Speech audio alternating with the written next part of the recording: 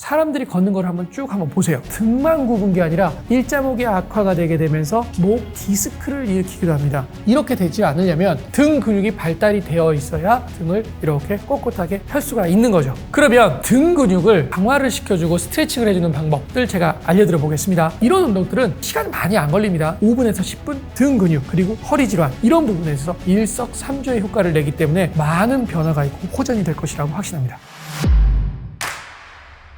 안녕하십니까. 저는 정형외과 전문의 윤재웅이라고 합니다. 무릎, 어깨, 발 이런 여러 가지 관절과 척추에 관한 질환에 대해서 여러분들께 유익한 시간이 됐으면 하는 바람입니다. 최근에 근육에 대한 말들이 방송을 틀면 많이 나오죠. 근육이 발달을 해야 여러 가지 관절 그리고 당뇨나 이런 것들까지도 굉장히 영향을 미치는 것으로 되어 있죠. 그런데 이런 근육 얘기가 나올 때 항상 중요하게 다루는 것이 등 근육 그리고 하체 근육 이렇게 얘기를 많이 하죠. 그중에서 제가 등 근육에 대해서 여러분들께 한번 말씀을 드려보도록 할게요. 등 근육이 약해지면 어떻게 되죠? 이렇게 구부러서 이렇게 구부러져 있죠. 그런 상태로 키도 줄어들고요. 사람도 굉장히 볼품없어 보이고 어떤가요? 이렇게 있으면요. 좀 더 훨씬 더 사람이 풍채가 좋아 보이고 당당해 보이죠. 그런데 이런 외형적인 것뿐만이 아니라 몸 전체의 균형이 무너져 버린다는 거죠. 구부정해 있으면 땅을 이렇게 보고 다닐 수는 없죠. 그러면 필연적으로 고개를 들고 이렇게 다닙니다. 그러면 사람이 어떻게 되냐면요. 이 목이 일자목이 돼요. 그러면서 이렇게 다니는 동작이 반복되게 되면 일자목이 악화가 되게 되면서 목 디스크를 일으키기도 합니다. 그래서 내가 등만 굽은 게 아니라 승모근이라든지 목 근육이라든지 이런 부분들이 항상 불편하고 팔이 절절절절 저린다는 디스크 증상이 나타나기도 하죠. 또 하나는요. 이렇게 구부러져 있으면요. 어깨가 이렇게 말리게 돼요. 이런 라운드 숄더가 일어나게 되면 회전근 손상을 일으키게도 됩니다. 이런 여러 가지 부분들이 등 근육과 관련이 되어 있다라고 생각을 하시면 될 것 같아요. 그러면 등 근육이 괜찮은지 아니면 엉망인지 뒤태 나이를 진단하는 법을 한번 알려드려 볼게요. 양손을요. 이렇게 모으고요. 팔꿈치를 모은 상태로 쭉 들어서 5초간 유지를 해요. 그래서 내가 이 팔꿈치의 높이가 어디까지 왔는지를 측정을 합니다. 높이가 가슴까지 와 있다. 그러면 60대라고 생각하시면 되고요. 어깨까지 와 있다. 그러면 50대. 이 턱까지 와 있다. 그러면 40대. 그리고 코까지 와 있다. 30대. 눈까지 와 있다. 20대. 이마까지 왔다. 10대라고 생각하시면 될 것 같아요. 왜 그러면 이렇게 판단을 하는 것이냐. 이 팔을 내가 많이 들 수 있다는 거는요. 승모근 그리고 등 뒤에 보면 넓은 이제 광배근이 있는데 그런 근육과 이 어깨 주위의 근육이 잘 발달이 되고 유연해야만 이렇게 팔꿈치를 위쪽까지 높이 들 수 있습니다. 거기에다가요. 척추 기립근이 이렇게 버텨줘야지만 되지 버텨주지 않고 쭉 처져버리면 높이 올라갈 수가 없는 거죠. 지금 방금 이런 동작이 어느 정도 된다라고 하는 거는 근육근들, 광배근, 그 다음에 어깨 주위 근육, 승모근, 그리고 중요한 척추 기립근이 잘 발달돼 있고 유연하다 이렇게 생각하시면 될 것 같아요. 그러면 등 근육을 강화를 시켜주고 스트레칭을 해주는 방법들 제가 알려드려 보겠습니다. 첫 번째는요. W 운동이에요. 준비 자세는 양팔을 90도를 들어서요. W 자세를 만듭니다. 그리고 팔꿈치를 어깨 높이 정도를 맞추고요. 이게 이제 준비 자세예요. 이 상태에서 숨을 들이쉬면서 쭉 뒤로 당겨서 5초를 유지합니다. 그 상태로 있다가 다시 내쉬면서 후 이렇게 해주고요. 쭉 뒤로 당겨서 5초를 유지하고요.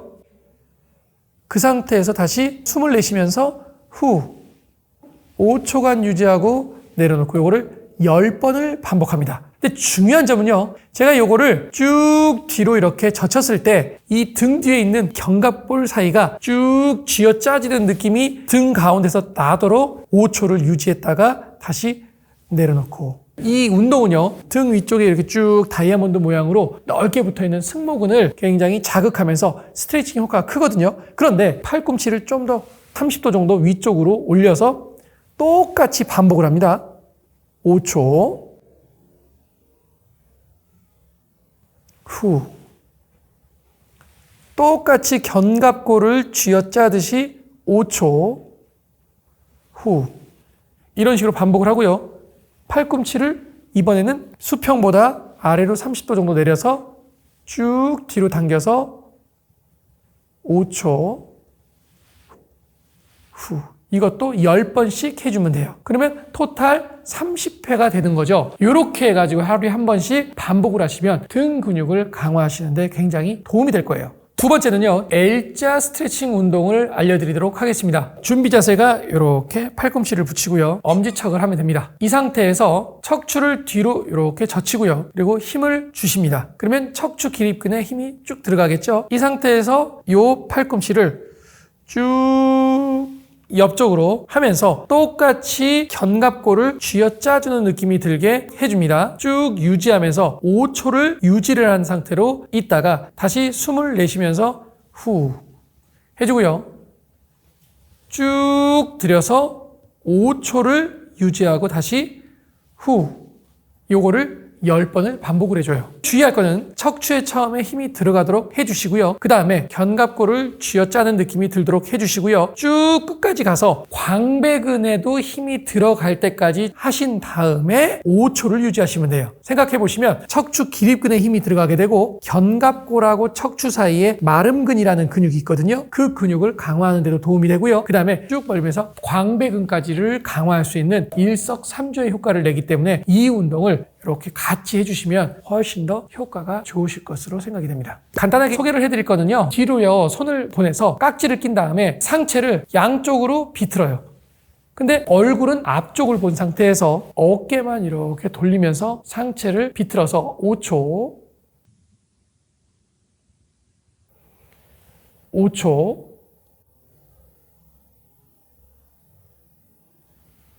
5초 이렇게 해서 10번을 합니다. 근데 그렇게 할 때 주의할 점은 척추 기립근을 바로 세워서 해야 되고요. 두 번째는 이쪽으로 틀었을 때 이쪽 견갑골에 힘이 들어가는 게 느껴져야 돼요. 그래서 등 근육을 강화하는데 도움이 될 수가 있겠고요. 또 하나는 여러분들이 요가 자세 할 때 고양이 자세 있잖아요. 그런 자세도 등 근육을 강화하는 데는 도움이 좀 될 것 같아요. 여러분들이 이제 간단하게 할 수 있는 스트레칭 운동을 알려드렸잖아요. 이런 운동들은 집에서 그냥 반드시 하셔야 돼요. 시간 많이 안 걸립니다. 많이 잡아봤자 5분에서 10분 정도 돼요. 근데 내 등의 건강, 내 균형, 척추 건강, 여러 가지의 건강을 위해서 그 5분을 투자한다. 그게 아깝지는 않을 것 같아요. 그런데 제가 여러분들한테 꼭 하나를 더 추가적으로 강조를 하고 싶은 게 있습니다. 바르게 걷기예요. 그러니까 갑자기 바르게 걷기를 왜 얘기를 하나 라고 생각하시지만 사람들이 걷는 걸 한번 보세요. 어떻게 걷나요? 계속 이렇게 걸어다니잖아요. 그렇죠? 항상 제가 여러분들께 말씀을 드리는 게 뭐냐면 시간을 내서 운동을 하려고 하지 말고 매일같이 이런 걷는 과정 중에서 내가 굉장히 신경을 써서 그런 자세를 좀 바로 하자라고 항상 강조를 하거든요. 걸을 때 내가 허리를 쭉 펴가지고 날개뼈 그거를 모아주는 느낌이 들도록 이렇게 하게 되면 당연히 가슴은 이렇게 펴지게 돼 있어요. 이렇게 편 상태로요. 허리 옆쪽에 있는 척추 기립근에 힘이 딱 들어가도록 요 두 가지만 신경을 쓰고 항상 걷는 연습을 해주시면 굉장히 허리 질환도 많이 줄어들 수가 있어요. 그렇기 때문에 지금 제가 말씀드리는 허리 척추 기립근에 힘을 주고 걸어라. 그러면서 날개뼈, 견갑골을 쭉 붙이면서 가슴을 쭉 펴면서 이 두 가지만을 굉장히 신경 쓰면서 걷거나 앉아있는 자세에 적용을 해보시면 여러분들의 등 근육 그리고 허리 질환 이런 부분에 있어서 많은 변화가 있고 호전이 될 것이라고 확신합니다. 어깨에서 뭐가 느낌이 털끄덕거리는 것 같기도 하고 마찰음이 들리는 것 같기도 하고 밤에 잘 때도 이것 때문에 뻐근해서 잠을 못 자는 상황까지 벌어지게 됩니다. 내가 회전근 손상이 굉장히 많이 진행됐구나. 어깨 안쪽에 있는 속근육, 회전근을 강화시켜주는 운동을 1번으로 해라. 내가 하루에 이런 운동들을 10분 꾸준히 해주시면 많은 변화를 일어나게 할 수 있을 겁니다. 어깨 통증 있으신 분들 굉장히 많습니다. 정말 많죠. 이 어깨 통증이 있으신 분들이요, 대부분 병원에 와서 하시는 얘기가 뭔지 알아요? 저 50견입니다. 근데 이게 50견인데 나중에 알고 봤더니 팔은 잘 들어요. 어깨 통증이 있으신 분들이 대부분 어떤 병인지 제대로 모르시는 분들이 굉장히 많습니다. 제가 어깨 통증이 있는 대표적인 병을 우선 말씀을 드려볼게요. 회전근 손상이 있을 수가 있고요. 50견이 있을 수가 있고요. 석회성 건염 이런 것들이 있을 수 있습니다. 근데 이 석회는 약간 좀 별개의 문제니까 가장 헷갈릴 수 있는 회전근하고 50견에 대해서 간략히 말해볼게요. 내가 회전근 손상이야? 아니면 오십견이야? 이거를 구별하는 방법이 있어요. 첫 번째, 회전근 손상은요, 대표적으로 내가 팔을 들다가 아파서 보통 잘 못 드는 경우들도 생겨요. 대신 누군가 이렇게 들어주게 되면 들 수는 있어요. 굳진 않았으니까. 그 부분을 지나가면 상관이 없어요. 또 내릴 때도 이렇게 내리다가 갑자기 중간에서 툭! 힘이 떨어질 수도 있어요. 보통 이것을 드랍암, 팔이 떨어진다고 하는 증상이라고 하는데 전형적인 증상 중에 하나입니다. 이럴 경우에는 회전근 손상을 의심해 봐야 된다라고 생각하시면 되고요. 오십견, 이거는요, 팔을 내가 이렇게 드는데 안 돼요, 똑같이. 그렇지만 누군가 들어줘도 안 올라가요. 왜? 굳었기 때문에. 그러니까 이게 차이가 좀 있다고 생각하시면 됩니다. 그래서 내가 팔을 잘 들 수가 있다, 그러면 회전근 손상이라고 생각하시는 게 좋을 것 같고, 내가 팔을 들었는데도 이렇게 해가지고 드는데도 어깨가 안 된다, 그러면 이거는 오십견일 가능성이 굉장히 높다라고 생각을 하시면 될 것 같아요. 첫 번째는요, 어깨를 보게 되면요, 한 4개의 회전근개가 지나가고 있는데 끝에 보면 견봉이라는 뼈가 있거든요. 이런 견봉과 팔뼈하고 사이에서 자꾸 마찰이 돼요. 이렇게요. 그렇게 되면서 마모가 되고 파열이 일어나는 병이 우리가 회전근 파열이라고 얘기를 보통 합니다. 그러면 당연히 나이가 들게 되면 회전근도 탄력이 떨어지겠죠. 그러면 쭉 자극이 되면서 손상이 될 수가 있고요. 어깨를 많이 쓰시는 분들은 당연히 자극이 많이 되기 때문에 파열이 될 가능성이 높고요. 무리해서 반복적으로 운동하시는 분들은 당연히 손상될 가능성이 높게 되겠죠. 회전근개 파열의 증상이 대표적으로 뭐가 있느냐? 특별하게 문제가 없는데 어깨를 돌릴 때 어깨에서 뭐가 느낌이 털커덕거리는 것 같기도 하고 마찰음이 들리는 것 같기도 하고 뭔가 불편해 라고 하는 동작, 그리고 특정 각도에서 내가 이렇게 돌릴 때 아이고 아파, 이렇게 하시는 분들이 어깨 회전근 손상의 가능성이 굉장히 많아요. 이게 증상이 오래되면 염증이 굉장히 심해지고 밤에 잘 때도 이것 때문에 뻐근해서 잠을 못 자는 상황까지 벌어지게 됩니다. 이런 야간통이 생기는 경우에는요, 내가 회전근 손상이 굉장히 많이 진행됐구나, 이렇게 생각을 하시면 될 것 같아요. 제가 지금 이렇게 끈을 가지고 나왔습니다. 이제 밴드인데, 이 밴드는요, 어디다 묶어놓냐면 집에 그냥 문고리에다 붙여놓으시면 돼요. 감아가지고 이렇게 묶어놓고 사용하시면 됩니다. 요거를 가지고 이제 운동을 하는데, 중요한 거는 이 밴드를 짧게 잡으면 강도가 좀 더 세지고요, 좀 더 느슨하게 잡으면 약해져요. 근데 여러분들은 어떻게 하시냐면, 운동은 무조건 힘이 있어야지 막 이렇게 하시는 분들 많죠. 특히 남자분들이요. 그러지 마시고, 이거 운동이 되는 거야 마는 거야 하는 정도로 굉장히 약하게 힘이 들어가도록 하시면 됩니다. 왜 이렇게 약하게 해야 되나요? 다른 근육들을 막 무리해서 쓰지 않고 속근육을 강화하기 위해서, 회전근을 강화하기 위해서 하는 뜻이니까 끈을 적절히 강도를 잡고 운동이 되는 둥 마는 둥, 힘이 들어가는 둥 마는 둥, 이렇게 진행을 하신다는 걸 꼭 명심하시길 바랍니다. 5가지 동작이 있는데요. 첫 번째 동작은 내회전 운동이에요. 이렇게 잡고 나서 이 팔을 겨드랑이에 이렇게 90도를 만들고요, 어깨를 이렇게 붙입니다. 팔꿈치를 붙여요. 그 상태에서 얘를 쭉 지그시 45도를 잡아당겨요. 이 어깨 입장에서는 회전을 안쪽으로 했다 해서 내회전 운동이라고 합니다. 이렇게 안쪽으로 잡아당기면서 한 2초간 잡아당기고 있다가 내려놓고, 2초간 잡아당기고 있다가 내려놓고, 요거를 10번을 합니다. 저는 지금 어깨에 굉장히 많이 힘이 들어가지 않고 약하게 하고 있어요. 중요한 거는 제가 말씀드렸듯이 속근육만 사용하도록 무리해서 진행하지 않는다라고 생각하시면 돼요.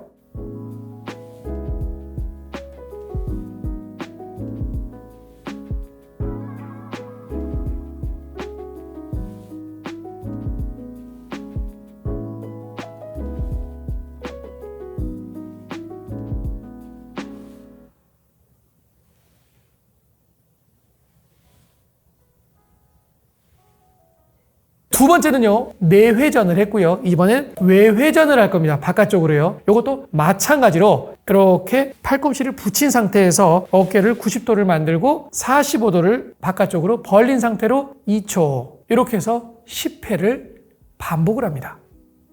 이렇게 하시면 돼요. 저는 지금 힘이 약간만 들어가 있는 상태로 하고 있어요.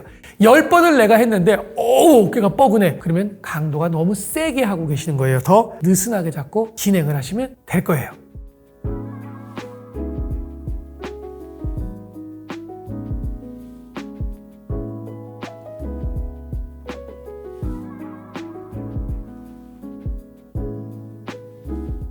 옆으로 회전 운동을 했으니까 이제 앞, 뒤로 운동을 좀 해줘야 되겠죠? 똑같이 자세는 팔꿈치를 이렇게 옆구리에 붙이고요. 이렇게 앞뒤로 지금 잡았죠? 이 상태에서 90도를 유지한 상태로 이렇게 45도 배웠습니다. 1, 2. 이거는 앞쪽으로 움직이는 굴곡 운동이라고 생각하시면 돼요. 이것도 마찬가지로 10번 해주시면 돼요.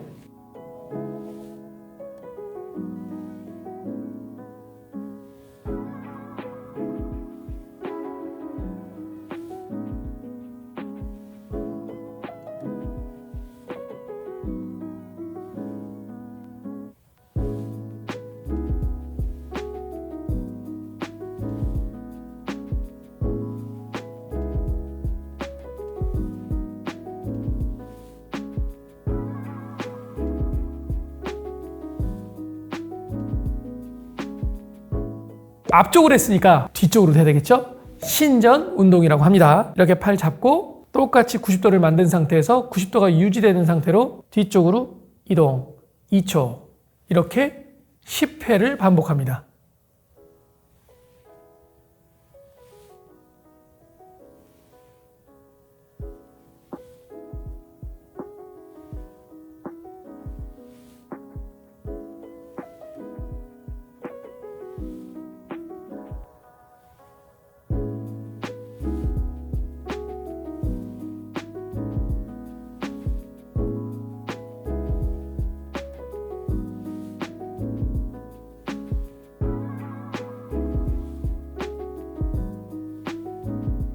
제가 지금 방금 4가지 동작을 말씀드렸습니다. 외회전, 내회전, 그 다음에 굴곡 신전. 이제 마지막 동작입니다. 팔을 이제 똑같이 90도를 잡고요. 그 상태에서 이 팔꿈치가 45도가 바깥쪽으로 이렇게 되게 합니다. 그래서 2초. 외전 운동입니다. 외전 운동. 이렇게 10회를 반복하세요.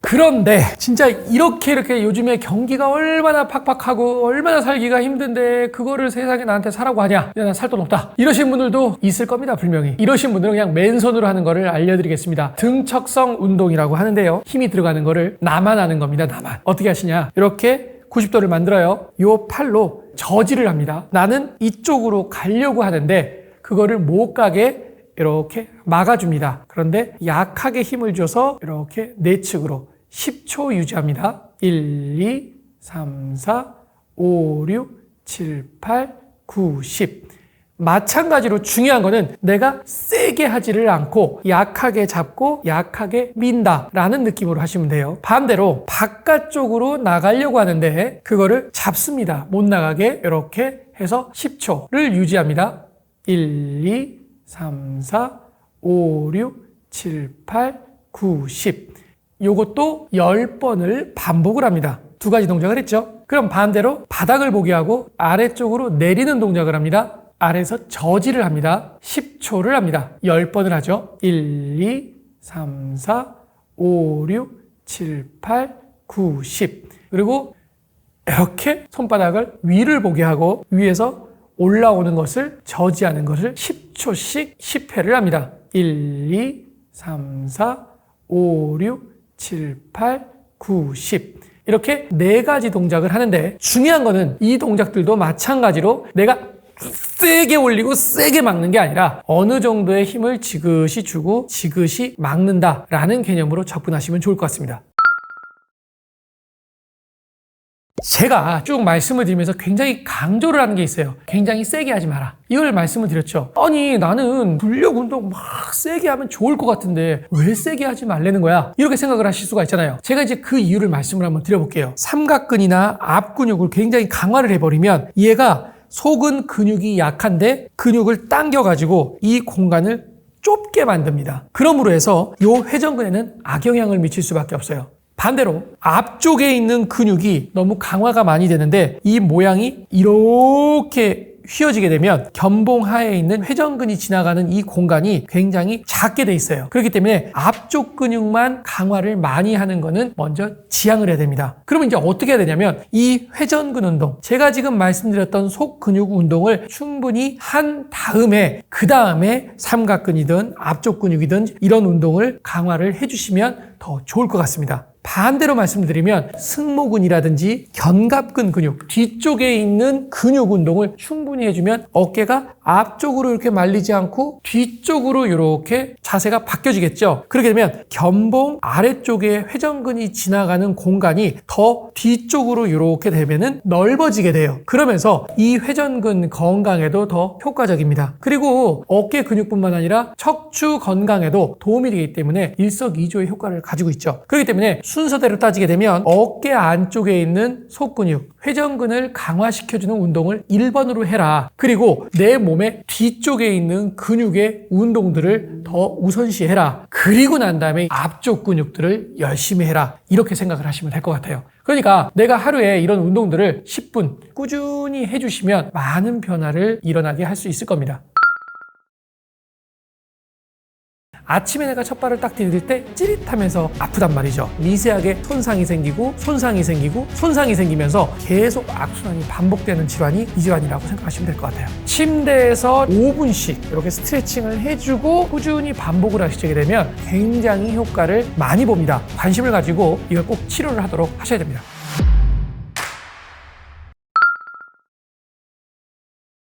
내가 아침에 이렇게 첫 발을 디뎠을 때 갑자기 발바닥에서 찌르는 듯한 그리고 찢어지는 듯한 통증이 일어나시는 분들이 꽤 많이 있거든요. 이런 분들에게 이제 제가 스트레칭 방법을 알려드릴 거예요. 손상된 족저근막이 이렇게 있거나 뻣뻣해져 있는 족저근막이 있을 때 이 부분을 느슨하고 유연하게 만들어주는 스트레칭을 제가 보여드릴 거예요. 보통 족저근막은 여기 뒤쪽과 발 앞쪽에 붙어 있거든요. 그래서 앞 발가락 부분을 잡고 이렇게 뒤로 젖히면 여기에 가운데 부분에 단단하게 만져지는 띠가 있습니다. 이 부분이 족저근막이라고 생각하시면 돼요. 그래서 이 부분을 이렇게 엄지손으로 이렇게 문지르듯이 발 뒤꿈치부터 쭉 앞쪽으로 이렇게 스트레칭을 해주면 됩니다. 이거를 5분가량 해주시면 돼요. 만약에 내가 발 뒤꿈치가 좀 더 많이 불편하시다 그러면 뒷부분을 더 이렇게 스트레칭을 해주시면 되고, 어떤 분들은 이 앞부분이 더 불편하신 분들이 있거든요. 그런 부분들은 앞쪽을 또 열심히 스트레칭을 해주면 됩니다. 하루에 내가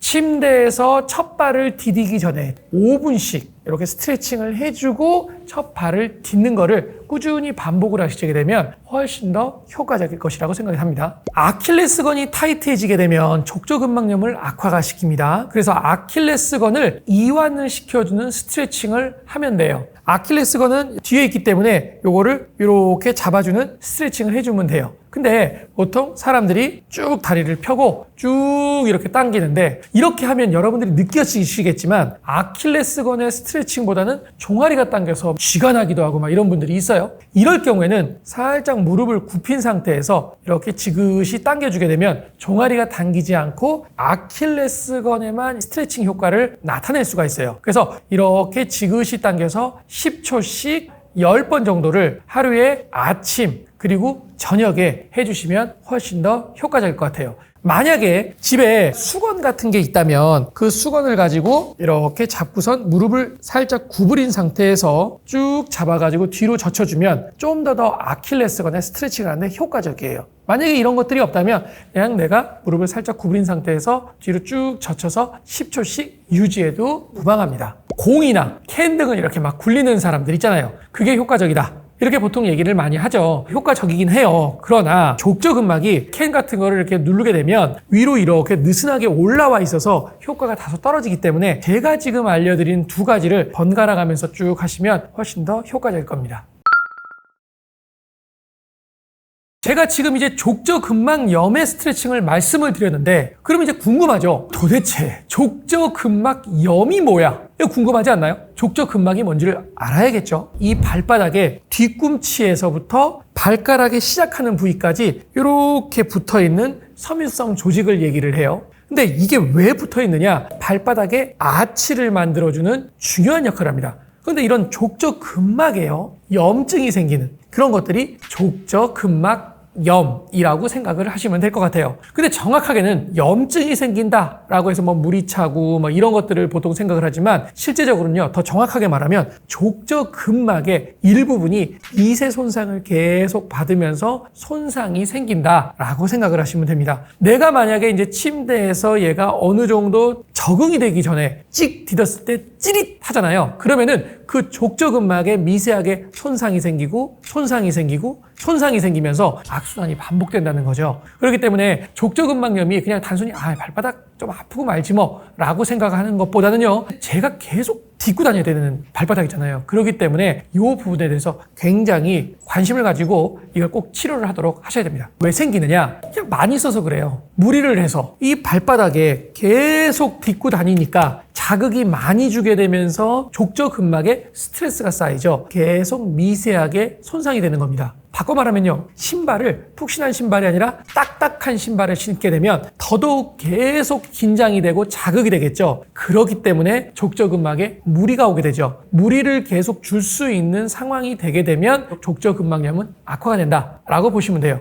또 하나는요, 아킬레스건을 말씀을 드렸는데 이 아킬레스건은 이렇게 뒤쪽에 붙어 있어요. 근데 아킬레스건이 타이트해지게 되면 어떻게 되죠? 발이 이렇게 모양새가 변화가 되려고 자꾸 하겠죠. 그렇게 되면 족저근막이 타이트해지고 긴장 상태가 되기 때문에 아킬레스건이 타이트해져 있는 경우에는 족저근막염을 악화를 시킵니다. 또 하나는요, 평발이 있는 분들 있잖아요. 이렇게 정상적으로 디뎌져야 되는데 발이 이렇게 안쪽으로 계속 디뎌지면서 족저근막이 넓게 계속 자극을 줄 수밖에 없는 구조가 되거든요. 평발이 있는 분들은 족저근막에 자극을 많이 주면서 족저근막염을 악화를 시킨다라고 생각을 하시면 될 것 같고요. 반대로 발이 너무나도 이렇게 뾰족하게 세어있는 요족이라는 발 변형이 있어요. 이런 요족을 가지고 있는 분들도 여기 발에 충격 흡수 기능이 떨어지기 때문에 족저근막염이 있으신 분들한테는 좋지 않죠. 이런 여러 가지 이유로 인해서 미세하게 족저근막에 계속 외상이 가해지고 그러면서 회복되기도 전에 또 손상이 되고 손상이 되게 되면서 만성화가 되면서 계속 염증이 악화가 되는 질환이기 때문에 여러 가지 원인에 대해서 생각해 볼 필요가 있죠. 족저근막염이 있으신 분들을 가만히 얘기를 들어보면요, 대부분 다 밤에 아프지 않고 아침에 아프다고 말씀을 하세요. 이상하지 않나요? 왜냐면 우리가 일반적인 관절 척추 질환들이나 이런 부분들은 많이 쓰면 아픈 경우들이 많죠. 그러니까 밤에 아프다고 해요. 그런데 이 병은 조금 다르죠. 아침에 내가 첫 발을 딱 디딜 때 찌릿하면서 아프단 말이죠. 왜 그러느냐? 자는 도중에 족저근막이 조금 더 쉬어줘야 되는데 긴장도가 느슨해져 있는 상태가 된단 말이죠. 그러다가 아침에 얘가 준비가 되지 않는 상태에서 갑자기 딱 디뎌지게 되면 긴장도가 확 증가가 되면서 갑자기 손상이 발생을 한단 말이죠. 그게 보통은 발 뒤꿈치하고 발 앞에서 족저근막이 붙어있기 때문에 이 두 부위에서 많이 발생을 한다라고 생각하시면 돼요. 그럼 반대로 생각해보면요, 오래 앉아가지고 있다가 일어서서 힘을 딱 줄 때 이때도 많이 발생을 할 수 있다라고 생각하시면 돼요.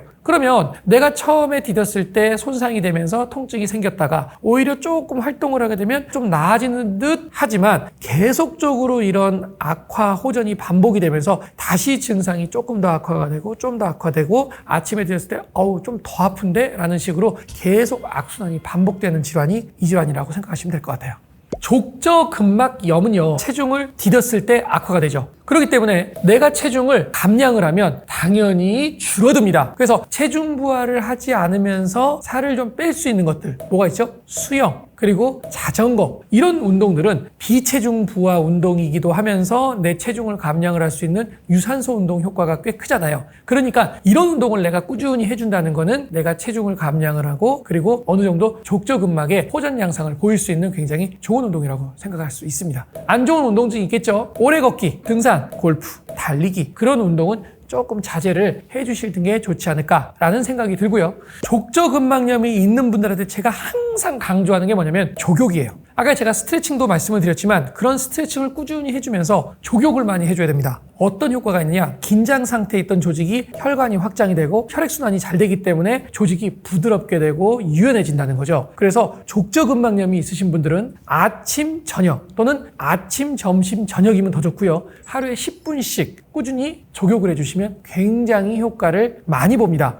그리고 또 하나는요, 깔창을 해주시는 게 좋은데 족저근막염이 생기는 원인 중에서 딱딱한 신발을 신는 거 안 좋다라고 말씀을 드렸죠. 그러면 반대로 너무 푹신한 신발을 신으면 어떻겠냐? 그것도 좋지 않아요. 왜냐면 너무 푹신한 신발을 신으면 발이 너무 휘청휘청거리면서 중심을 잡기 힘들어집니다. 그래서 적절한 쿠션감이 있는 신발을 신어주는 게 좋은데, 이 깔창은요, 어느 정도 내가 충격을 흡수할 수 있도록 도와주고요. 또 이 뒤꿈치에 보면 지방 패드층이 이렇게 쭉 이렇게 있는데, 그 부분이 피부와 뼈 사이에 있거든요. 그 부분에 부하가 덜 가게 만들어줍니다. 만약에 내가 평발이 있으신 분들, 아치를 조금 더 서포트를 해주는 평발 교정용 깔창을 해주시면 훨씬 더 내가 평발로 인해서 족저근막염이 심해지는 것을 예방할 수가 있기 때문에 굉장히 치료 및 예방에서 깔창은 좀 더 효과가 좋을 것 같습니다.